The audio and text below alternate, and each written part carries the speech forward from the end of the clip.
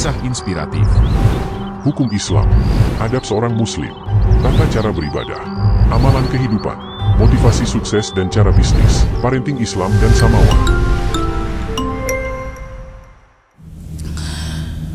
Innal hamdalillah nahmaduhu wa nasta'inuhu wa nastaghfiruh wa na'udzu billahi min shururi anfusina wa sayyiati a'malina man yahdihillahu fala mudilla lahu wa man yudlilhu fala hadiya lahu nashhadu an la ilaha illallah wahdahu la sharika lahu wa nashhadu anna muhammadan abduhu wa rasuluhu la nabiyya wa la rasula ba'da. يا أيها الذين آمنوا اتقوا الله حق تقاته ولا تموتن إلا وأنتم مسلمون اللهم صل وسلم وبارك وكرم على حبيبنا ونبينا وشفيعنا وسيدنا ومولانا محمد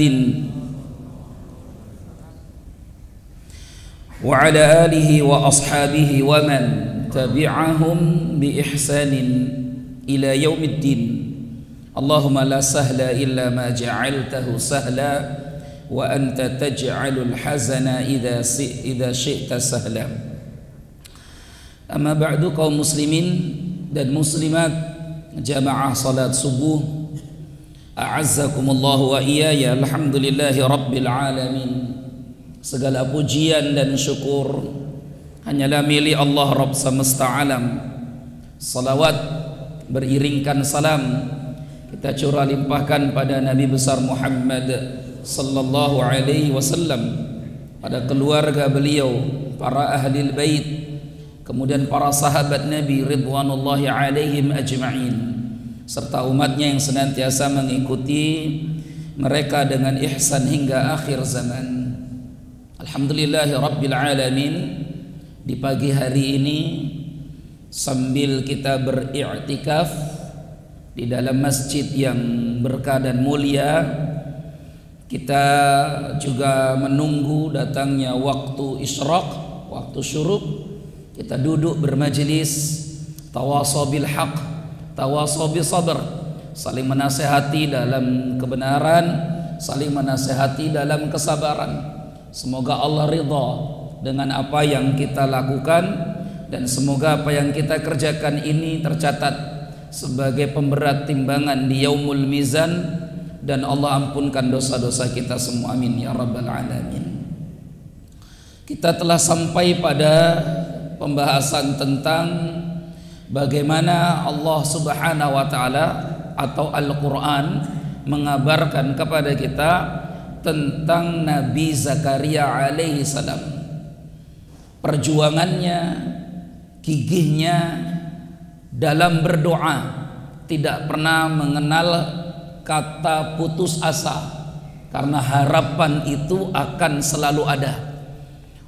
Maka alhasil Nabi Zakaria yakin betul bahwa Allah subhanahu wa ta'ala pasti akan mengabulkan doa-doa yang beliau panjatkan.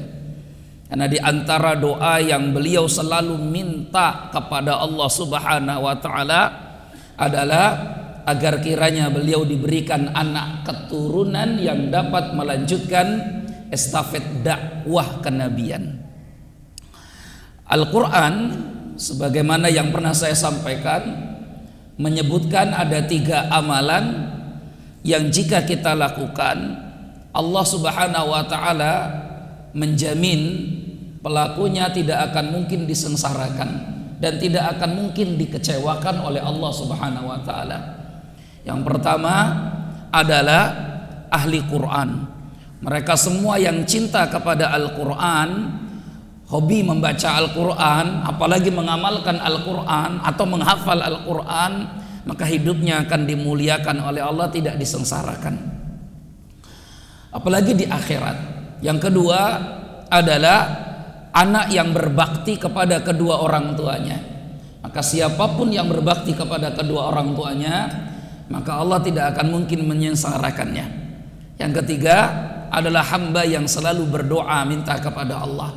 Nah, Zakaria alaihi salam, Nabiullah yang mulia, mengambil bagian menjadi salah satu hamba yang selalu berdoa meminta kepada Allah Subhanahu wa taala, karena beliau sangat yakin bahwa siapapun orang yang selalu berdoa kepada Allah tidak akan mungkin dijadikan manusia yang sengsara. Maka dari doa-doa yang dipanjatkan itulah kemudian Allah Subhanahu wa taala memberikan kabar gembira. Pada pertemuan yang terakhir kita sampai pada kisah terputus. Apa yang membuat Nabi Zakaria semakin mantap berdoa minta kepada Allah Subhanahu wa taala seorang anak, yakni kejadian yang Allah Subhanahu wa taala kabarkan di dalam Al-Qur'an surah Ali Imran ayat 37. Inilah yang awal mula menjadi titik awal Nabi Zakaria alaihissalam semakin mantap untuk meminta kepada Allah Subhanahu wa taala keturunan. Allah berfirman, "Fataqabbalaha rabbuha biqabulin hasanin wa anbataha nabatan hasana wa kaffalaha Zakaria. Kullama dakhala 'alaiha Zakaria al-mihrab wajada 'indaha rizqa. Qala ya Maryam anna laki hadha qalat huwa min indillah innallaha yarzuqu man yasha' bighairi hisab." Jadi setiap kali Nabi Zakaria alaihi salam menemui anak asuhnya, seorang wanita yang solehah sejak lahir sudah diberikan kepada Allah, namanya Maryam, putri dari Imran, yang pada pertemuan yang lalu kita sudah sebutkan sedikit kisahnya, bagaimana Imran berharap kalau bayi yang dikandung oleh istrinya Hana adalah anak laki-laki, dengan harapan agar bisa melanjutkan terah keturunan orang mulia menjadi imam di Masjidil Aqsa. Tapi qadarullah, Allah berikan kepada Imran bukan anak laki-laki, melainkan seorang anak wanita, perempuan, yang kemudian kita kenal hari ini bernama Maryam. Maryam lahir dalam keadaan yatim, sehingga kemudian murid-murid dari Imran, mereka semua, dan keluarga besar Imran, mereka semua ingin menjadi orang yang pertama kali mengasuh putri dari Imran, yang tidak lain guru mereka, sebagai bentuk pengabdian seorang murid kepada gurunya. Tidak juga ketinggalan adik iparnya sendiri, yakni Nabi Zakaria, yang kemudian merupakan paman dari Maryam. Walhasil mereka semua yang ingin menjadi orang paling pertama mengasuh anak yatim bernama Maryam ini pun harus melakukan undian. Jadi undiannya undian berebut anak yatim ini, Pak, Masya Allah. Ya, dan itu Allah sebutkan di dalam Al-Quran, Quran surah Ali Imran, tentang bagaimana mereka mengundi untuk menjadi orang yang pertama kali mengasuh Siti Maryam atau Ibunda Maryam ini. Walhasil undian itu kemudian dimenangkan oleh Zakaria karena Allah ridho kepada Zakaria. Nah, tinggallah Maryam bersama Zakaria, dan kemudian Nabi Zakaria alaihissalam membuatkan untuk Maryam satu mihrab sebagai tempat tinggalnya Siti Maryam di Masjidil Aqsa. Ada tempat namanya mihrab. Di mihrab inilah Siti Maryam tumbuh. Di mihrab ini setiap hari Maryam beribadah menyembah Allah Subhanahu wa taala. Di mihrab ini Maryam ruku', Maryam sujud dan sebagainya. Maka Allah berfirman, "Ya Maryamu qunuti li rabbiki wasjudi warka'i." Wahai Maryam, berdirilah kau untuk kerjakan sholat, rukuklah kau, sujudlah kau. Disitulah Maryam alaihissalam, Maryam alaihassalam, ada yang mengatakan Maryam alaihassalam. Maka para ulama katakan ini Maryam ini nabi atau bukan? Kenapa disebut juga kadang ada alaihassalam, tapi Maryam adalah hamba Allah yang mulia. Ya, beliau bukan seorang nabi karena tidak mungkin ada nabi wanita, tapi begitu mulianya ibunda Maryam, dan ini salah satu wanita yang paling sempurna dari 4 wanita paling sempurna di dunia. Kan perempuan ini ada yang paling sempurna, Pak. Kalau laki-laki yang sempurna banyak, tapi kalau perempuan yang sempurna sedikit. Kata Nabi, kamula minar rijal katsir. Laki-laki yang sempurna itu banyak. Walam yakmul minan nisa'i illa arba'ah. Tapi wanita yang sempurna tidak banyak, kecuali hanya 4 orang saja. Satu istrinya Fir'aun, namanya Ibunda Asia. Yang kedua Maryam, ibunya Nabi Isa alaihissalam. Yang ketiga Siti Khadijah, istri Nabi sallallahu alaihi wasallam. Yang keempat Ibunda Fatimah, putri Rasulullah sallallahu alaihi wasallam. Maryam yang masih remaja itu tiap hari ditengok oleh pamannya Nabi Zakaria. Yang membuat Nabi Zakaria takjub, aneh, adalah karamah yang dialami oleh Siti Maryam. Apa kata Allah? Kullama dakhala 'alaiha Zakaria al-mihraba wajada 'indaha rizqa. Setiap kali Nabi Zakaria masuk ke mihrab, jadi mihrab itu ada di Masjidil Aqsa, tempatnya ada tinggi, agak tinggi di atas. Maka Nabi Zakaria kalau mau melihat Maryam yang ada di mihrab, beliau harus naik tangga dulu, beberapa anak tangga, kemudian masuk membawakan makanan. Setiap hari begitulah Nabi Zakaria lakukan untuk melihat keponakannya ini. Tapi yang menarik, setiap kali Nabi Zakaria membawa makanan untuk diberikan kepada Siti Maryam yang ada di mihrab, karena Siti Maryam tidak keluar dari mihrab kecuali ketika beliau dalam keadaan haid, ya, tidak suci. Jadi ketika haid baru keluar. Kalau tidak haid tetap hari-hari di situlah di mihrab itu. Maka Nabi Zakaria alaihissalam kemudian melihat ada kejadian. Kok setiap kali bawa makanan di mihrab itu sudah ada makanan, gitu ya? Ini makanan dari mana?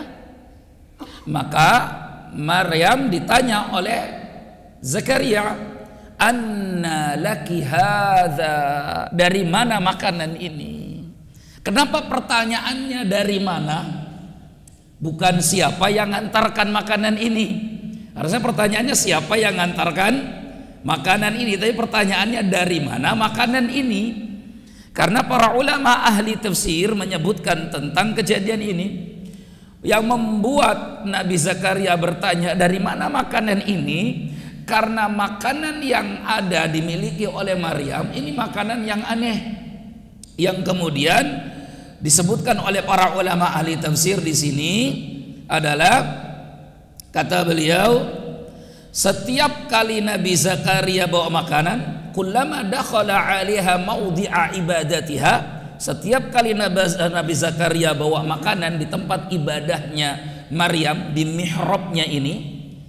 Adapun mihrab menurut para ahli tafsir maknanya bisa saja masjid, bisa saja tempat sholat, maka itu namanya mihrab. Jadi kalau kita sholat di tempat sholat itu namanya mihrab. Kalau kita di masjid maka ada namanya mihrab. Ini juga namanya mihrab. Jadi tempat yang selalu kita gunakan untuk beribadah itu pun disebut dengan mihrab. Maka di tempat Maryam ibadah itu Nabi Zakaria temukan yajidu indaha rizqan ghariban fi ghairi awanihi. Maka Zakaria melihat bahwa Maryam punya rizki di mana rizki makanan itu bukan di musimnya. Fakana yajidu indaha fakihata saif fisyita wa fakihatas syita'i fis saif. Karena Nabi Zakaria temukan ada buah-buahan musim dingin justru di musim panas, atau buah-buahan musim panas kok justru ada di musim dingin. Ini aneh. Biasanya kan namanya buah-buahan itu musiman, Mbak. Ya, hari ini oke lah, kita bisa saja katakan nggak musiman juga bisa, Ustadz. Ya, karena adanya ilmu pengetahuan yang berkembang, atau kemudian ada sistem pengawetan buah-buahan yang kita bisa temukan kapanpun itu. Tapi dulu ndak, sesuatu yang aneh ini. Kok buah-buahan musim dingin ada di musim panas, buah-buahan musim panas ada di musim dingin? Ini terjadi dialami oleh anak yang masih kecil, remaja.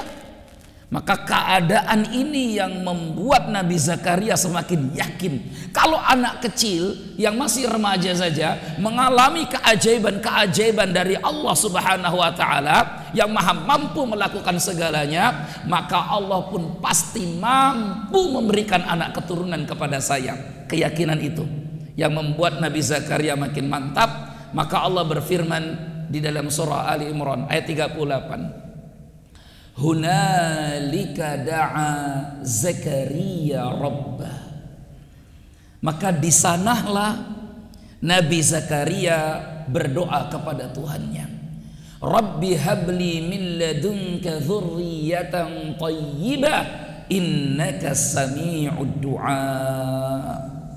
Ya Tuhanku, berikan kepadaku, anugerahkan kepadaku dari sisimu seorang anak yang baik. Jadi nggak penting anak yang banyak, nggak penting anak yang banyak, karena yang dipentingkan oleh Nabi Zakaria anak yang baik. Karena yang banyak kalau nggak baik malah jadi musibah, gitu ya. Karena kebaikan anak itu ada pada keberkahannya. Kebaikan anak itu ada pada keberkahannya. Ada anak yang sukses duniawinya tapi nggak peduli sama orang tuanya. Sakit pun orang tuanya, setiap pekan ke rumah sakit bukan diantar oleh anaknya tapi diantar oleh pembantunya. Ini kejadian nyata ini, Pak. Di mana anaknya?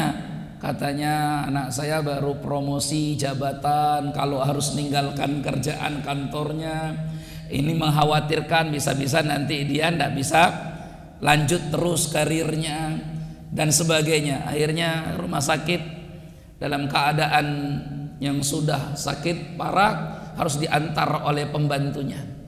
Pulang pergi. Allahu Akbar.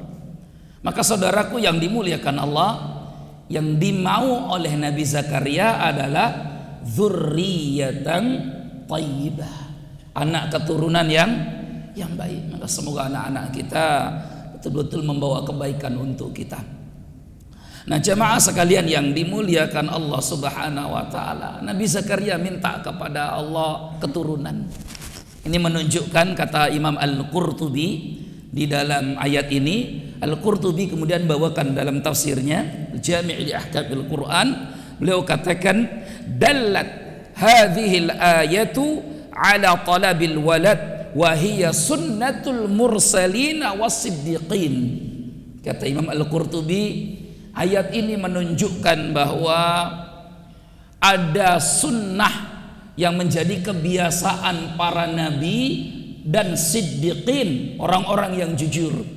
Apa itu sunnah kebiasaan para nabi, para rasul dan orang-orang yang jujur? Minta kepada Allah anak keturunan. Diminta kepada Allah anak keturunan. Jadi dalam doa-doa kita ini hendaknya kita terus sisipkan meminta kepada Allah Subhanahu wa taala anak keturunan. Karena memang para nabi, para rasul itu diutus oleh Allah Subhanahu wa taala, tidaklah diutus oleh Allah Subhanahu wa taala kecuali mereka memiliki anak keturunan.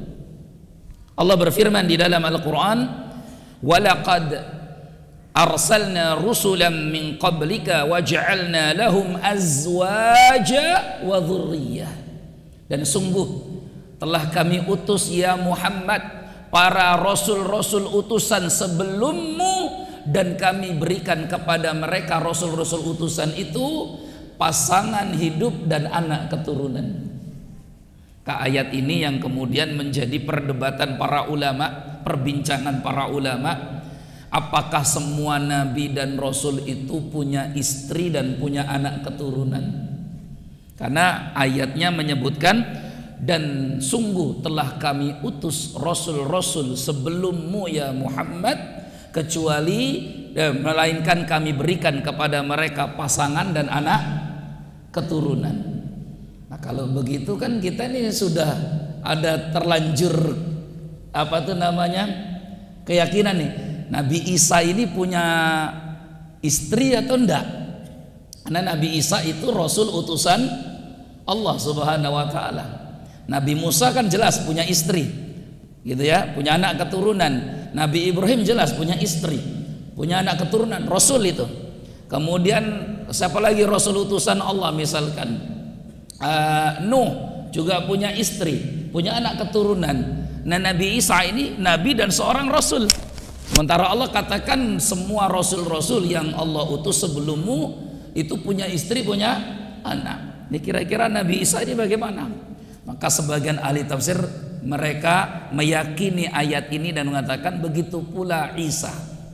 Isa pun punya anak, punya istri. Nah ini sempat heboh ini kan ya, sempat heboh dulu karena ada buku naskah Laut Mati dulu yang jadi heboh karena disebutkan bahwa Nabi Isa itu konon disinyalir punya keluarga, punya anak, punya keturunan, punya istri dan sebagainya. Wallahu a'lam bissawab. Hanya Allah yang maha tahu tentang ini.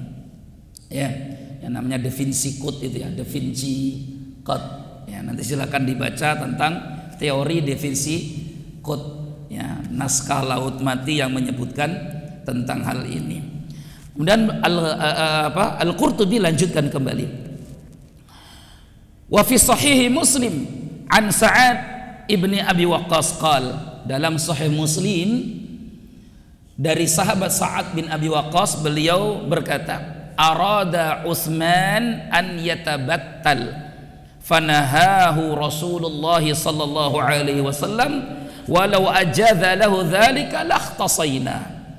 Dalam Sahih Muslim disebutkan sahabat Utsman bin Mad'un, ini saudara susuan Nabi, pernah datang kepada Rasulullah untuk minta diizinkan membujang selamanya. Diminta untuk membujang selamanya, atau bahasanya tabattul. Tabattul itu mengkebiri dirinya.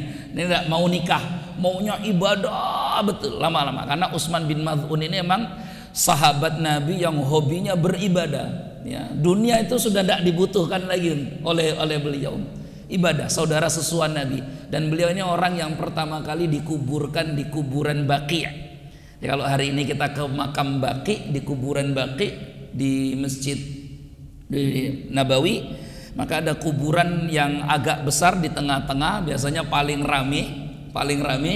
Nah, kuburan yang besar di tengah-tengah paling rame itu kuburan sahabat Utsman, tapi bukan Utsman bin Affan. Orang banyak salah mengira bahwa itu kuburan Utsman bin Affan. Utsman bin Affan itu kuburan di Baqi'nya paling jauh, paling belakang, karena beliau dikuburkan dalam keadaan malam hari, konflik politiknya mencekam, beliau dibunuh oleh para pemberontak, sehingga istrinya tercinta Naila dengan beberapa orang sahabat yang sudah tua harus menguburkan sahabat Utsman malam-malam gelap gulita dan tidak pakai pencahayaan.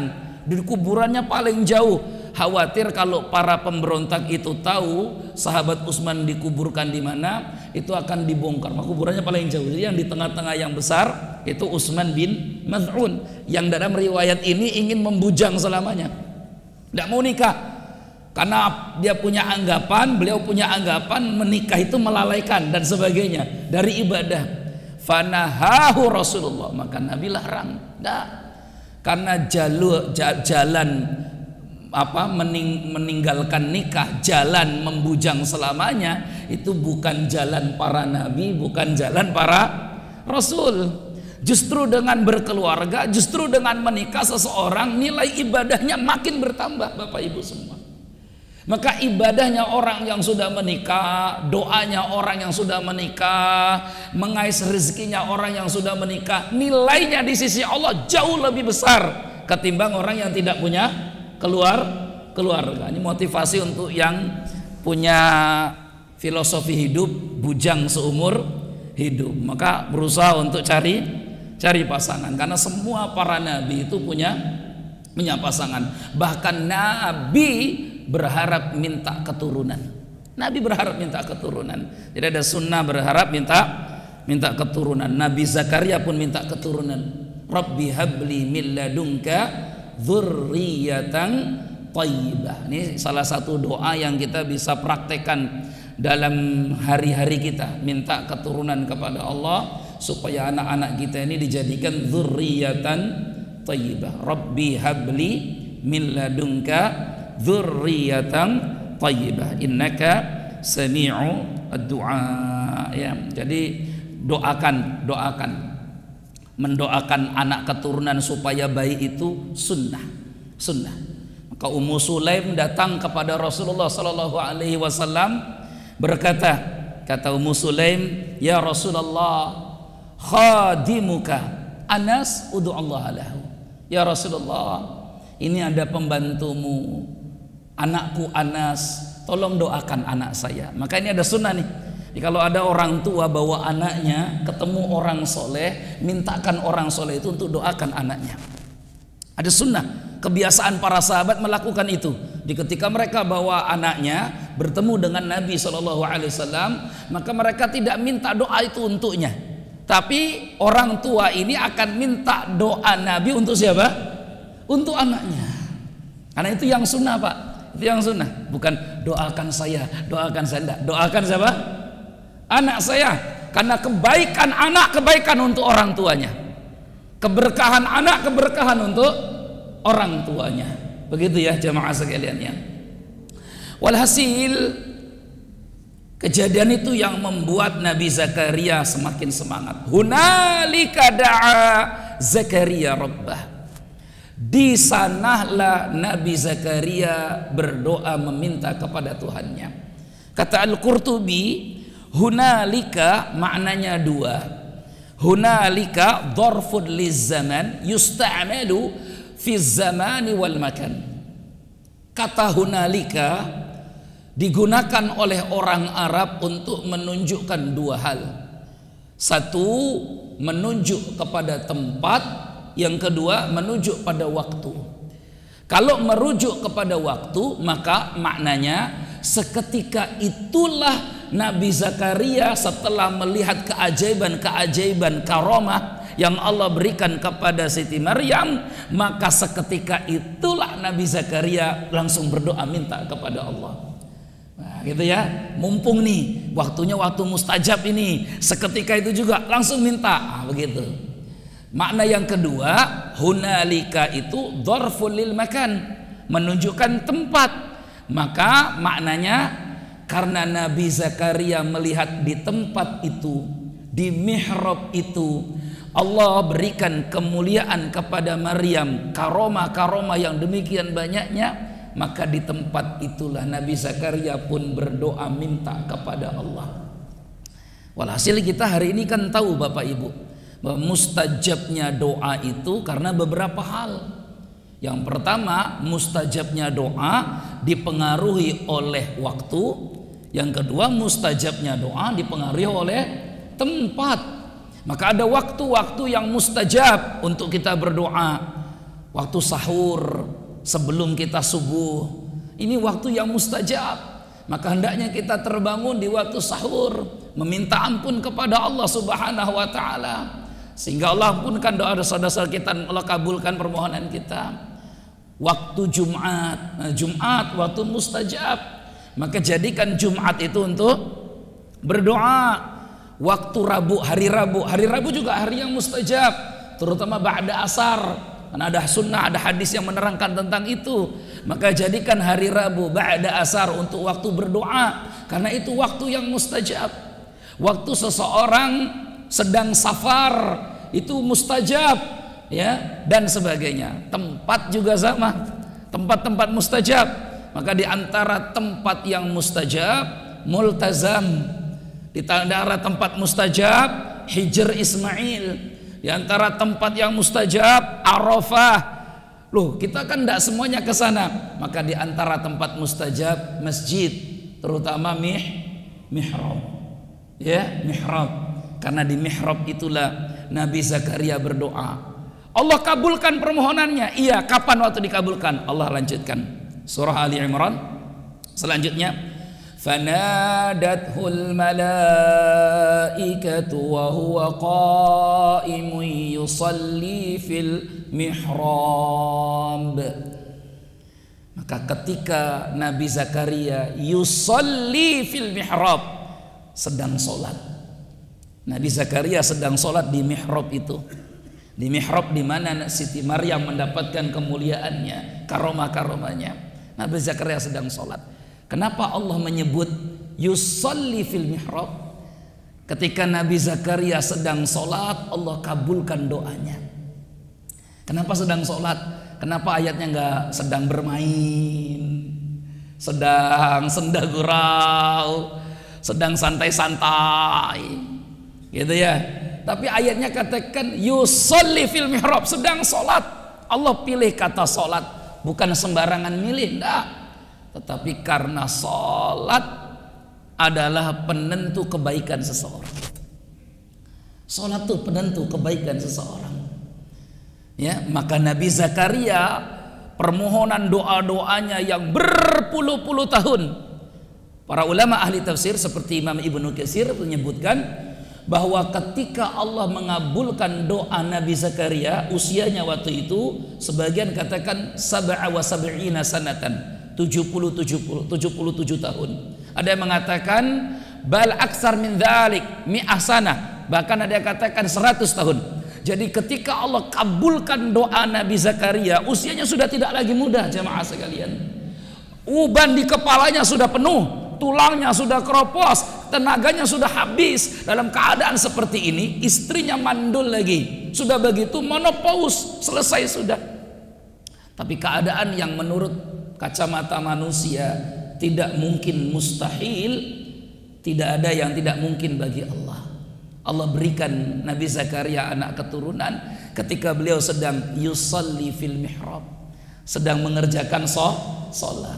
Itu menunjukkan bahwa Nabi Zakaria juga sholat, sebagaimana Maryam sholat, Nabi Ibrahim sholat, Nabi Muhammad sholat. Sholat yang dilakukan Nabi Zakaria, sholat yang dilakukan oleh Nabi Ibrahim, sholat yang dilakukan oleh Siti Maryam, bagaimana? Allah menyebutkan sebagian tata cara sholat mereka. Ya Maryamu qunuti warka'i wasjudi. Hai Maryam, berdirilah kau yang lama, rukuklah kau, sujudlah engkau. Sekarang saya tanya Bapak Ibu semua, kalau ada orang berdiri lama, terus ada rukuknya, ada sujudnya, itu kira-kira lagi ngapain tuh? Senam? Senam atau apa itu? Salat. Jadi Bunda Maryam pun sholatnya berdiri, rukuk, sujud. Ya, berdiri, rukuk, sujud. Dan kita tahu hari ini inti dari sholat itu adalah berdiri, rukuk, sujud. Itu rukunnya sholat. Rukunnya sholat itu qiyam, sujud, rukuk. Maka kata Imam Nawawi Asy-Syafi'i, beliau ulama mazhab Syafi'i, beliau katakan kalau ada orang yang badannya sehat, ketika dia sholat tidak bisa berdiri, tidak memungkinkan untuk rukuk, tidak memungkinkan untuk sujud, seperti sholat di kendaraan itu, maka setelah dia sholat, kalau turun dari kendaraannya, dia mesti wajib mengulangi lagi sholatnya. Itu kata siapa? Kata Imam Nawawi. Anak kita sholat di kendaraan itu tidak bisa berdiri, tidak bisa rukuk, tidak bisa sujud. Sementara kalau tidak sholat, waktu sholatnya habis, terlewat. Maka kata Imam Syafi'i, sholatlah dia li hurmatil waqti. Kata Imam Nawawi, Imam Nawawi katakan, sholatlah dia li hurmatil waqti. Sholatlah dia untuk menghormati waktu sholat. Karena khawatir habis waktu sholatnya. Selesai itu turun dia dari kendaraannya, maka dia wajib mengulangi lagi sholatnya, karena sholat yang dia kerjakan tidak ada qiyamnya, tidak ada rukunya, tidak ada sujudnya, bahkan tidak menghadap kiblat. Sementara menghadap kiblat rukunnya, sementara berdiri itu rukunnya, sementara ruku sujud itu rukunnya. Itu menurut Imam An-Nawawi rahimahullah. Apalagi Rasulullah memang tidak pernah sholat di atas kendaraan. Nabi SAW tidak pernah sholat di atas kendaraan kecuali sholat sunnah, sebagaimana disebutkan dalam hadis. Tapi kalau Nabi mau sholat fardu, beliau akan turun dari kendaraannya. Kalau sholat sunnah tidak apa-apa, tahajud di atas onta, ya. Terus apa lagi? Sholat duha di mobil, silakan. Wallahu a'lam bishawab. Ya Zakaria, wahai Zakaria, inna nubashiruka bi ghulamin ismuhu Yahya lam naj'al lahu min qablu samiyya. Wahai Zakaria, malaikat sampaikan, kami berikan kabar gembira kepadamu, anak laki-laki yang kau minta berpuluh-puluh tahun, Pak, berpuluh-puluh tahun, bukan sekali dua kali, bukan seminggu dua minggu, tetapi berpuluh-puluh tahun. Imran, hamba Allah yang soleh, minta anak laki-laki, Allah belum jawab, tapi Allah kasih anak perempuan. Setelah Allah berikan anak perempuan namanya Maryam, baru Allah berikan Imran cucu laki-laki. Jadi kalau kita hari ini meminta, belum tentu langsung diberikan hari ini juga. Bisa jadi doa permohonan yang kita minta hari ini Allah kabulkan nanti pada anak keturunan kita atau pada cucu keturunan kita. Sebagaimana Nabi Zakaria harus berdoa minta berpuluh-puluh tahun. Allah berikan kabar gembira, berikan anak laki-laki namanya Yahya. Namanya siapa, Pak? Yahya.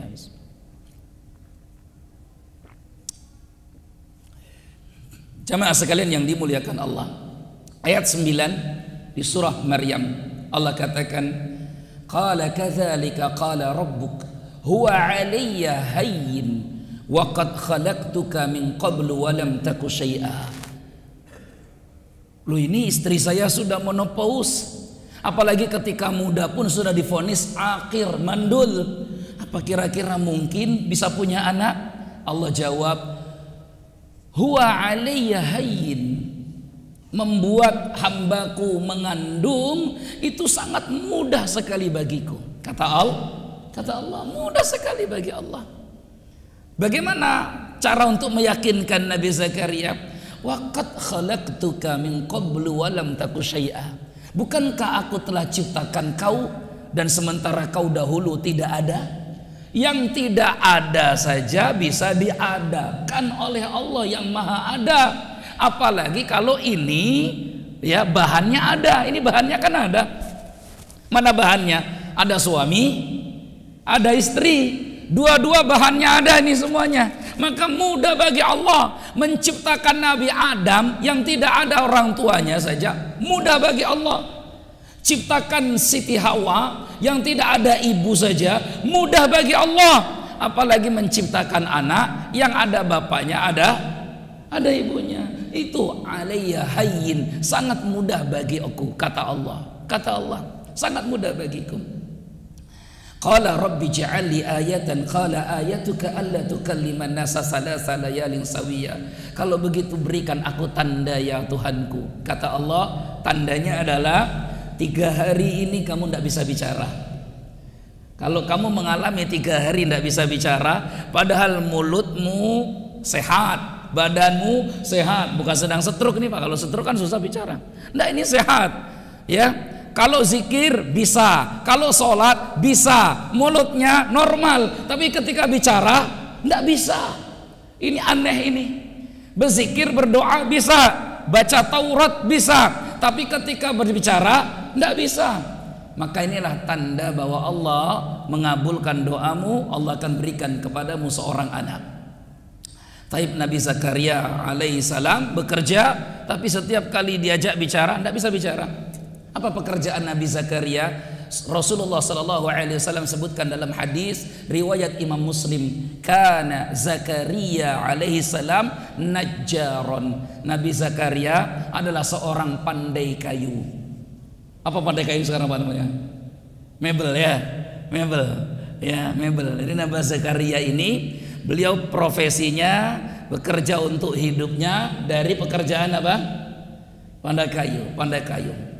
Saking hebatnya nanti Allah berikan mukjizat kepada Nabi Zakaria. Beliau ini kan pandai kayu, berarti kemungkinan hari-hari berteman dengan kayu. Beliau juga punya kebiasaan suka memberi makanan kepada binatang, sehingga binatang yang jinak dan yang buas pun dekat dan sayang kepada Nabi Zakaria. Nanti beliau punya keajaiban, punya mukjizat. Di antara mukjizatnya adalah Nabi Zakaria itu bisa membelah pohon dan masuk ke dalamnya. Di akhir kisah nanti, ya, membelah pohon masuk ke dalam pohon itu, dan kemudian nanti dijadikan tempat untuk bersembunyi. Yang qadarullah ternyata pada akhir kisah Nabi Zakaria pun nanti meninggal dibunuh di dalam pohon yang dimasukinya itu. Baik jamaah sekalian yang dimuliakan Allah, akhirnya Allah kabulkan dan Allah karuniai Nabi Zakaria seorang anak yang langsung diberi nama oleh Allah anak itu dengan nama Yahya, anak yang soleh yang Allah sebutkan Sayyida Nabiya Sayyida wa Hasura. Beliau ini seorang nabi, seorang pemimpin, sudah langsung diberikan apa namanya kabar gembira bahwa anak ini nantinya akan jadi seorang nabi, nantinya akan menjadi seorang sayyid, pemimpin, nantinya tumbuh menjadi seorang yang hasura. Hasura artinya terjaga kemuliaan dan kehormatannya sehingga tidak punya masalah dengan wanita. Nggak punya masalah apa Pak? Dengan wanita, karena problemnya laki-laki itu seringnya, apalagi kalau sudah jadi pemimpin kan gitu ya, kalau sudah jadi pimpinan, problemnya laki-laki itu kalau sudah jadi pimpinan suka punya masalah dengan apa Pak? Dengan perempuan. Biasanya begitu. Kalau udah jadi pimpinan kan punya semuanya dia punya jabatan, dia punya kebijakan, dia bisa ini, bisa itu, bisa ini. Problemnya kadang kalau jadi pemimpin punya masalah dengan wanita. Tapi Allah berikan jaminan, ini hasur. Hasur artinya terjaga. Gimana terjaganya? Insyaallah biiznillah kapan-kapan kita akan lanjutkan tentang ini. Dan dari kasus ini nantinya itulah yang membuat Nabi Yahya meninggal dunia. Tipu daya wanita. Jadi Nabi Yahya itu salah satu sebab membuat beliau qadarullah meninggal dunia karena tipu dayanya wanita. Ini bahaya Pak, tipu daya wanita ya.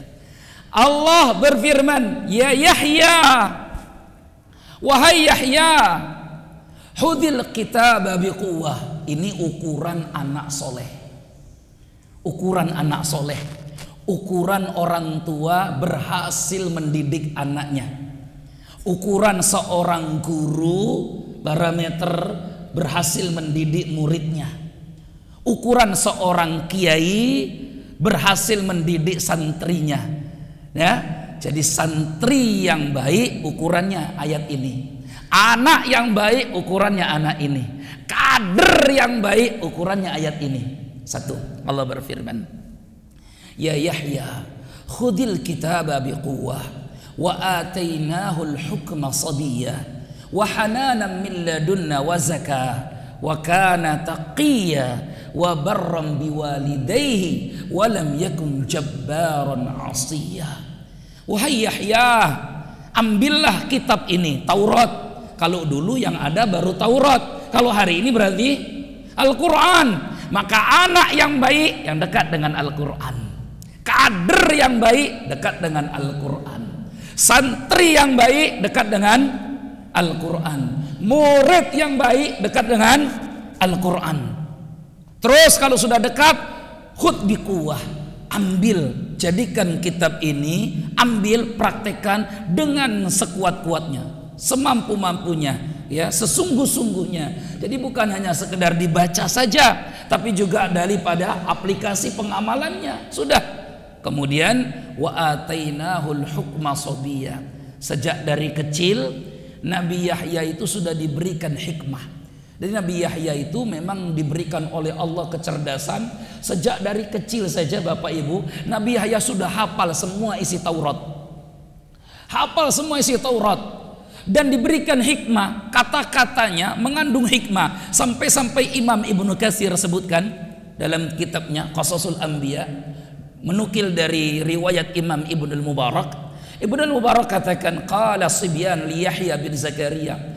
Nabi Zakaria sejak dari kecil itu kalau ketemu teman-teman seusianya, anak-anak kecil, dunianya anak-anak itu dunia main-main Bapak Ibu. Anak-anak itu bahkan kalau mau diajak ke masjid pun nanti tanya, di sana ada tempat mainnya apa enggak?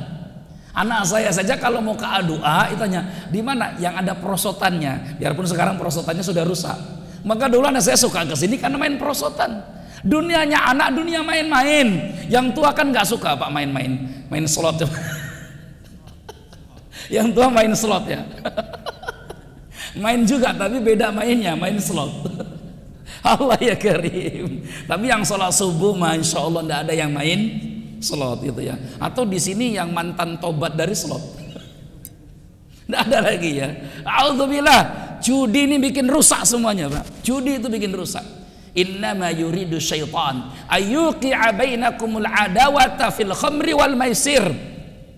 Setan itu ingin kalian bertikai, bermusuhan, ribut, bertengkar dalam dua hal. Dia akan lakukan keributan itu lewat khamr dan judi. Mana lewat apa? Khamr, judi. Makanya orang tuh kalau sudah hobinya mabuk, hobinya berjudi, musuhnya di mana-mana. Termasuk istrinya sendiri. Termasuk apa? Istrinya sendiri. Ya, makanya ada yang istri bakar suaminya itu. Istri bakar suaminya. Ini kita rame judi slot ini, rame Pak. Ini kan gara-gara kasus viral istri bakar suaminya. Gara-gara apa? Karena ada istri bakar suaminya, maka akhirnya judi slot ini diungkap. Kira-kira bisa bersih nggak judi slot ini? Wallahu a'lam. Ya, sulit kalau mau kita katakan bersih karena ternyata begitu banyaknya orang yang bermain di sini. Begitu banyak oknum yang punya peran di sini. Bahkan kemarin survei membuktikannya, PPATK waktu datang dimintai keterangannya oleh DPR, ternyata lebih dari 1000 anggota dewan yang terhormat itu suka main judi. Lebih dari 1000. Allahu Akbar. Kita mau bilang apain lagi nih Pak? Mereka-mereka yang kita harapkan kebijakannya baik dan terhormat dan sebagainya, 1000 lebih ternyata hobi main judi. Dan PPATK nggak nyebutkan tuh satu-satu, harusnya sebutkan satu-satu biar nggak usah dipilih lagi gitu ya, biar nggak usah dipilih lagi. Karena begitu nggak perlu lagi dipilih, habis duit untuk main judi. Yahya sejak dari kecil sudah diberikan hikmah oleh Allah. Apa hikmahnya? Ketika anak-anaknya, beliau tidak suka kumpul sama anak-anak, karena setiap kali anak-anak kumpul dia berkata, ya Yahya, hei Yahya, idhab bina nal'ab.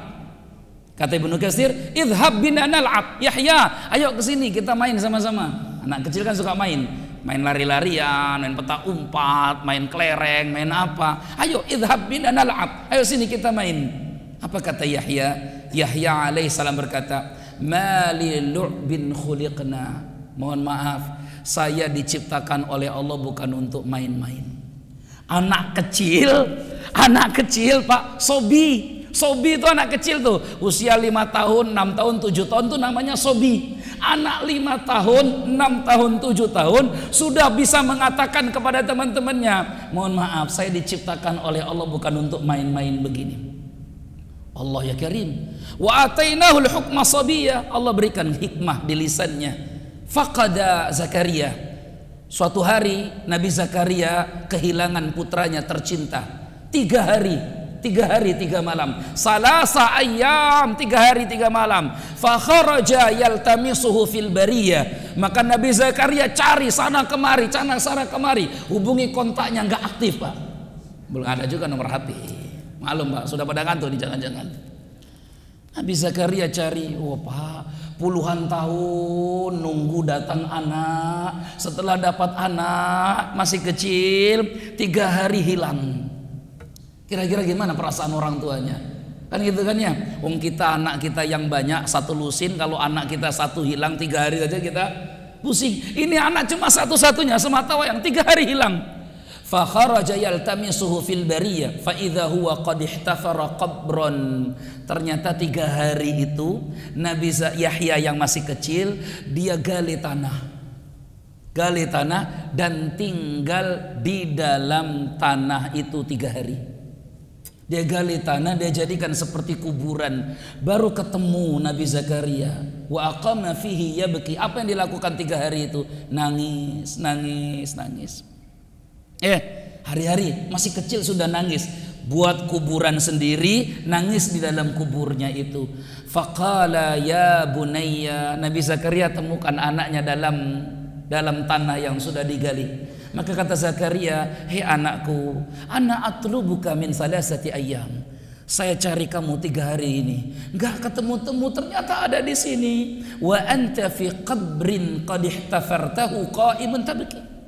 Sementara kau ada di sini menangis. Kenapa kamu lakukan ini dan apa yang membuat kamu nangis di sini berhari-hari? Lihat anak kecil ini berkata, karena Allah muliakan Nabi Zakaria sejak kecil. Sejak kecil sudah diberikan pemahaman yang luar biasa. Kata Zakaria, ya abati, wahai ayahanda, alasta anta akhbartani anna bainal jannati wan nar mafaza?